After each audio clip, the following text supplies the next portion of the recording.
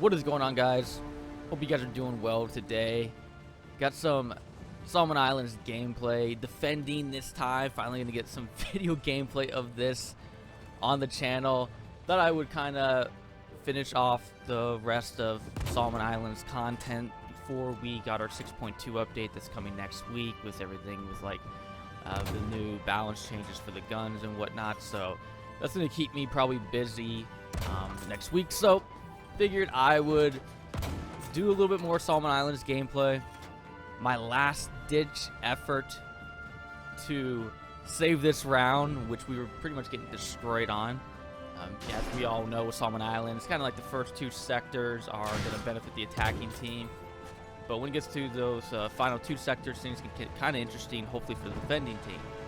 However, what I've been noticing, especially with one game I had where I was trying to attack the final sector, and there was just one tanker that was posted up at a spot that I'm going to show you here in a second, where no matter what I tried, I mean, I just could not push forward, and he ended up being able to defend the final sector and win the game for his team, basically. So that spot is way over here. It's going to be on the right side. For you, if you're on the defending team, you go up here on this kind of like, whatever, grassy little hill or whatever. And it's a sweet spot, especially for the Type 97, which is what I'm using today. I got the 75mm cannon equipped, and you're just going to see me absolutely just shred the enemy team. There's just nothing they can do, and this is a round where they were destroying us. I mean, they easily pushed through the first three sectors. You know, it was pretty easy for them, and, you know, it's like my last-ditch effort. I was like, you know what? I'm just going to get a Type 97 and see if I can do this. Like I said, there was a round before where a player was sitting here defending. I kept trying to push up, and it's just really, really difficult trying to push up out here in the open where just a bunch of water everywhere. It's really not much cover for them. The best spot I think they can give themselves cover is right around here. Maybe they can get behind that little rock that's, you know, separating the river here, but even then, it'd be very difficult to do so. So yes, this is kind of the ideal spot, I think, for the Type 97. Now, you'll notice here in a little bit that there's a spot right behind me, which is at the very edge for the out of bounds zones for the breakthrough map. So that's what kind of, I think, gives the tank the advantage. You're gonna see the players trying to push me, and they're gonna be having a hard time trying to like flank around from behind, because, you know, they're just gonna run in the out of bounds zone, and on top of that, they still got to get past all my teammates here. So yeah, big advantage to be in the spot. Again, using 75mm because I want to keep that rate of fire up for my tank and display as many shots as I can down. This is what I was saying earlier, like, it's just so open. There's just not much you can do when you're pushing forward out there just right in the open with the water, right? So yeah, they're kind of screwed, and I was a bit surprised kind of how effective this was. Like I said, I had played around where someone was using it and they were dominating me and my teammates, and I was like, okay, well, I'll try this for myself, see if this will work on a round that it felt like we were definitely going to lose on. But yeah. So another advantage of being at the spot is you kind of have actually full range of, you know, seeing the capture zone. So maybe if they flank over there to the left side, you know, right around this rock ledge right here, where I can't see where I was at the very early part of the video, that is normally where I see a lot of tankers kind of post up. They're like post up right there, but I've noticed you get really overwhelmed by just every type of, you know, anti-tank gadget being thrown at you, and especially with the bazooka, you know, now probably more available for players. You know, it's gonna be much more difficult, in my opinion, to kind of, you know, at least play in that spot over there, just being tanker in general. But you at least want to get to a spot like this area right here, which is, you know, gives you a little bit more of an edge, I think. As you can see, they're, you know, starting to kind of get it a little bit. You know, that's how it is when you're playing the tank, right? The moment you start doing slightly well, things get problematic. But this is what I'm talking about. That is the out of bounds zone right there to my right. So as that player was kind of pushing the hill, he couldn't go behind it because it would have been the out of bounds zone. So he was forced to kind of push at me, and then using the hill basically as splash damage just to, you know, annihilate him. So it's not like I'm gonna like easily miss with all the curvature of the earth there, where, you know, I don't have to get like a direct shot onto him, which can be kind of sometimes tricky when you're using a tank, right? If you're out in the open field, someone's pushing you, and you're kind of like trying to hit the ground, do all that splash damage to take him out. But in this case, yeah, it's really like a kind of an ideal spot. It makes it very difficult to push up. Now, it also helps if you have some solid teammates. I had a squad here that was jumping in my tank. They were getting to the gunner seat. They were kind of all around this area that is, you know, right there where I think is probably the best spot to be pushing, at least that rock area right there. Besides that, I think the only other good spot to kind of avoid this whole situation is the far left, way over there where the cavern's at. I think that's like the only other place I can think of where at least we'll avoid this tank completely. Maybe you can flank all the way around, but, you know, you better hope that you don't have the whole enemy team just watching the cavern, because that can be a bit of a grind.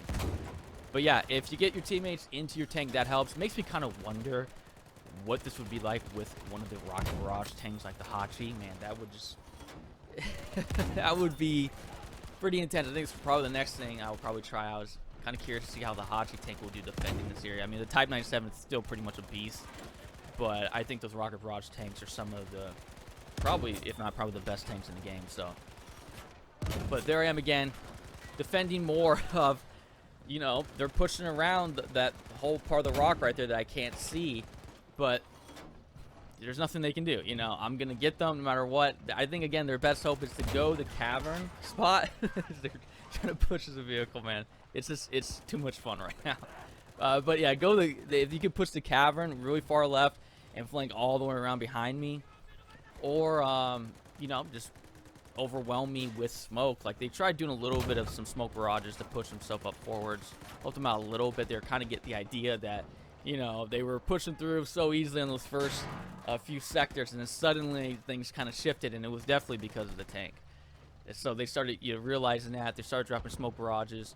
But probably the best thing I think to do to attack this is drop a smoke barrage right on me, and at least push me back and get me out of the spot. Even if you don't kill me, just get me out of the spot so your teammates can push forward, because it's such an advantage right here. But I think actually kind of balances the map out a little bit, considering that, again, those first two sectors are pretty, you know, tilted for the attacking team. And there's not much really the defending team can do. But when it comes to this final sector here, especially with this tank in this location, ooh, man, I feel pretty confident that anytime I'm going to pull this out, it's going to be a bit of a grind for the attacking team. But there they are again, trying to push around. Not much again that they can do. They're not dropping much smoke down out in the open now, so this guy's going to probably get taken out, I think. Yeah, he's going to finish him off. They were trying to take me out with the boys AT rifle. That can kind of be kind of a problem too, a little bit, you know. I mean, but I mean, not all too bad. I'm more concerned about when more people are using the bazooka, because that thing is just seems to be like a, you know, a freaking sniper bazooka cannon, just goes straight at you with not much drop or whatever. So yeah, it's something I probably have to watch out for a little bit more. But again, B is still a bit difficult if you put one shot on me, and you know, it's not going to take me out completely, and all you got to do is put one shot on you. So yeah, pretty cool stuff. I would recommend giving this a go. You're going to see them start to make that final push here where they're going to drop a smoke barrage. I mean, they recognize the damage that I've done. This is when things start getting a bit crazy. They can still sneak up behind you. It's not like you have the greatest of view here. And as you can see, my teammates weren't able to hold that spot. So, you know, that's when things got a little bit tricky. I think probably their best bet would have been to actually push the capture zone. They made such a big deal about trying to finish me off here at like the last, you know, 50 or so reinforcements, and because of that they got distracted from the actual goal. So you see me kind of push back actually, because I want to get some more ammo, and they're still going after me. See, that was pretty awesome right there. But they were persistent. That's what happens.